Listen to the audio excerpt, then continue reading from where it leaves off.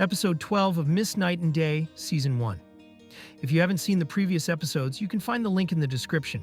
So, in this episode, we see a guy named 𝗖𝗿 talking to a man named 만, saying he's spent 24 years looking for him. Then we flash back to some past scenes where 𝗖𝗿 is at the police station, saying his wife has been missing for a week. After that, they start writing up the report, and then 𝗖𝗿's friend comes over to talk to him. There's someone who's saying he checked on his wife, who used to stay at this motel. He looked at her bank card, but she didn't take out any money, so maybe she's gone. He thinks they should ask the banks. A guy comes into the bank and meets someone who's the aunt of the missing person. He hands her his wife's bank passbook and tells her to let him know whenever there's a withdrawal. He's trusting her. But then we'll see what happens next in this motel. So what happened was that some people came over after his wife had died. They were saying that he killed his wife and he was getting arrested for it. Later on, they were questioning him, but he kept insisting that he didn't do it, that he didn't kill her. He said they should go after the real criminal instead. Eventually, they let him go, but the police still had their suspicions. Later, he tries to call his friend, but there's no answer. So he's chatting with his friend and explaining everything that's going on. Hey, it turns out that Emma's disappeared. 𝗖𝗿 is saying here that she took our money. Do you think she might have hurt my wife? His friend says we can't say that for sure. Later, 𝗍 is saying no matter what happens, you have to find Em. Years go by and they still can't find her. But then one day, 𝗖𝗿 gets a call saying they found Em. He's looking at a photo of her alone, and his friend is saying, "Come on, 𝗖𝗿, you should know her." 𝗖𝗿 replies, "I don't know. It's been so many years I don't recognize her anymore." Yeah, but later on, one of the gang members is talking to this guy and telling him to get the job done. The guy agrees, saying, "Sure, we'll handle it, but you need to keep the money coming in." Then we see the same scene where the guy shows up at the office, but there's another guy there throwing a fit. Now, we notice that it wasn't the guy we thought who was causing the trouble. It was someone else. Later on, this other guy gets into the office so he can start working, and he ends up meeting the same guy there. I'm watching 𝗎, who now says she's not feeling well, but 𝗖𝗿 doesn't believe her. He was about to give her an injection, but she said she could prove it right here, and that she'd show him just wait until evening. Then we see the creature looking for 𝗎, and he spots something related to 𝗎. Later, 𝗎 remembers that he had gone to the storage room in the basement. Meanwhile, the creature is coming closer, and he calls 𝗏, saying to hurry up. Send the backup here. That thief is watching and realizes it's getting late, but I haven't changed yet. I had come here to give him the injection. This guy showed up too, trying to open the door. The thief notices that someone's coming and goes to check it out. Then he comes face to face with him, and they end up fighting. Meanwhile, the situation changes, and the guy knocks the thief down. After that, he goes over to the thief, but just then, the thief sneaks up from behind and hits him with a clay pot. There was this situation, but then a fight broke out, and later 𝗖𝗿 ended up getting killed. After that, 𝗎𝗏 manages to get free, and she hugs him. The next day she fainted. Then 𝗍𝗷 showed up here. The next morning, 𝗎𝗏 was feeling really down, and she told him not to tell her parents what had happened. He said he wouldn't. The next day he was talking to her and asking why she did all that. Then he started showing her some photos and said she tried to kidnap 𝗎𝗏. They parked the car behind him, and it came close to his house. But while they were driving, he kept asking, "What did you say your name was?" He said it was 𝗎𝗏. 𝗎𝗏 was sitting nearby, and he asked, "Are you okay?" She replied, "I'm fine." Then she looked at him and asked, "Are you okay?" He said, "I'm good, just have a little scratch." Later, 𝗎𝗏 touched his face, and then he stepped outside. They were talking about how they had given 𝗎𝗏's blood to the forensic people. Anyway, what happened with the situation later is that he keeps saying there was no tension in his case. But I didn't tell the police that. He says it's fine, and then later, he claims that he questioned 𝗖𝗿 and that 𝗖𝗿 denied wanting to kidnap 𝗎𝗏. He says he wanted to kidnap someone else instead. Then he's like, "Who is that?" But he doesn't ask. He says he just brought 𝗎𝗏 outside and kept him in the car. Later, he talks about it and says, please forgive me. I couldn't protect you, but you keep saying that when we first met, you were already looking out for me, and you're still doing that now. I just hope you can forgive me for not keeping my promise. I should have caught up with you earlier. I miss you so much, especially that time when you were tied up. And I was saying that only you know where my wife is and where the money is, so you need to tell me about it.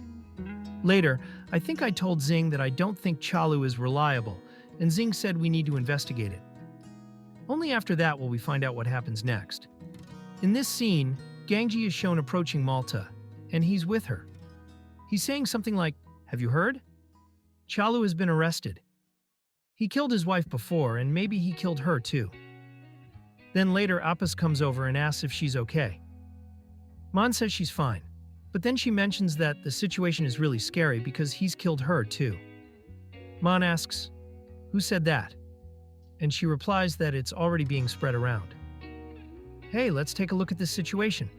Who's coming here and what happened to the notebook? The notebook is supposed to be here for reference, but someone took it away.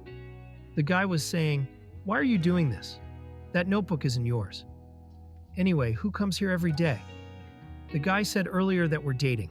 Don't you remember that? Then later he's asking if it's true that someone is dating her. But just then she shows up yelling, "Who started this rumor? We're not dating." It was happening, but I started feeling bad because I already knew who didn't like Mijan. Something had happened to him, and later Jiv came over and asked if he was okay. Then he looked at his hands and said he was hurt, but Mijan insisted he was fine. After that, she asked who spread the rumor. The guy said, "That was me. I did it. I used to see you two together every day. Who do you think used to feed you?" Then Mijan grabbed him and took him outside. Ganesh is talking to his friend at home, and his parents are there too. He's telling his friend that it's great that she's been coming straight home after work. But her mom chimes in, saying she shouldn't do that and should focus on dating and staying busy. She says she'll handle everything else, and the friend should work on looking even better. Later, as they're chatting, the friend rushes over and says she got a call from someone named Jeevan and that she should talk to him. I was talking about life and how I've come out of my house. Later, I went outside, and here I said to her, "Are you okay? I came to bring you some tea. It'll help you relax." She replied, "Is that all you came for?" But I said, "No, I actually wanted to see you too, which is why I came over." Later, I went inside her house, and her mom asked what happened. I told her I came to bring tea. That night, she was asleep, and I was just, well, you know.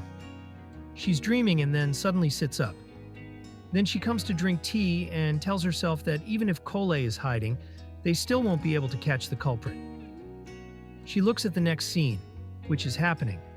And then Jiv arrives with B. Jiv tells Prince that 𝗏𝗍 said something, but he refuses. Later, Jiv suggests that they should talk to him because they used to work together. I wonder if he'll listen to me. The next scene has 𝗏𝗍 coming over, but he isn't saying anything at first.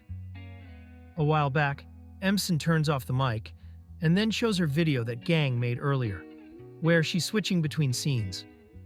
𝗤𝗨 asks, "What's all this? What are you up to now?" But 𝗵𝗀 replies, "I'm not up to anything. I didn't remember much before, but now I do." Then she points to a scar on her head and says, "Listen, Im is my aunt.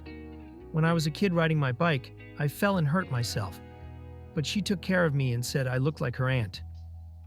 We see how things went down. Later, she says she's a witness in their case. 𝗤𝗨 keeps asking her if she saw the criminal, but she says no. However, she mentions that the criminal saw her, and that maybe she's next on his list.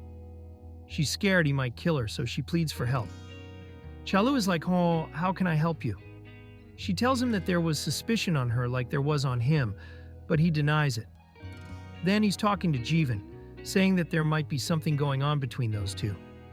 So there was this conversation where 𝗤𝗨 wasn't saying much at first, but he started reacting when Masoon was around. At night, 𝗤𝗨 is in jail and doing some scenes.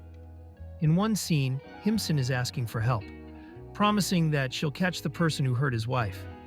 Then we see this girl going home, but she notices there's a fight happening, and those two are talking. Baek was saying something like, "Is your friend all right?" Right there, she dies here and says she's fine, but later on she reveals that she was kidnapped. In the evening, she comes near the guy, acting all casual. First, she kills someone and then says, "Why didn't you tell me you got kidnapped?" After that, she starts crying and asks him, "Are you okay?" He replies, "I'm fine." Later, we see the guy nearby who had just come in and was using the bathroom, but then he notices that his phone is ringing. My wife used to be there, but then she left without saying anything. I was running around trying to figure things out, telling her not to do this. But eventually, I picked up the phone. It turned out to be a spam call. Later, I found out that everything that happened was because of her. My wife had already left me and taken all my money. Now, I don't have a place to stay, so I'm just going to sleep here. Even during the next semester, she talks to someone else and mentions that when I was stuck there, things got really messy. But I couldn't change in the midst of everything. I don't know what was going on with me.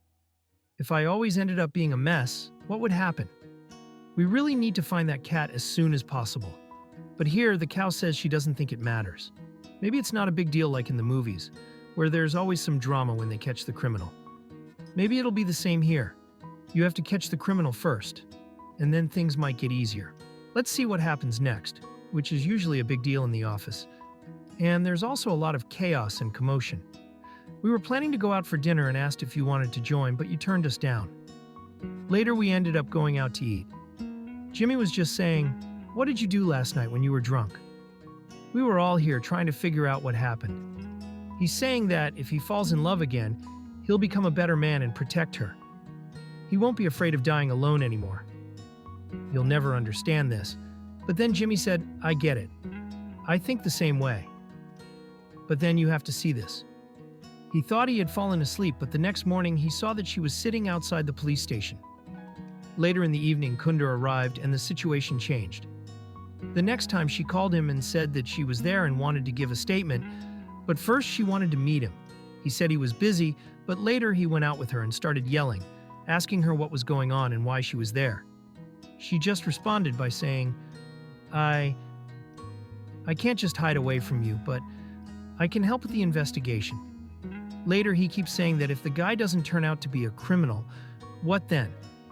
That criminal could still be out there. And if he finds you, what will you do? Jim keeps saying that no matter what, he'll catch him, but here, Majin tells him that he hasn't caught him yet. Then she says, "I'm sorry, I should have trusted you and waited, but I can't just sit at home like this. I need to do something too." Jim hugs Majin and keeps talking. "I promise you I'm going to catch him, and I don't want anyone else to go missing again." It's so frustrating when someone disappears, and later says, "I'm sorry, I didn't understand your situation," and then just kisses and makes up. And that's how the episode ends. So guys, we'll meet again in episode 13, which is coming out on Sunday. Until then, bye.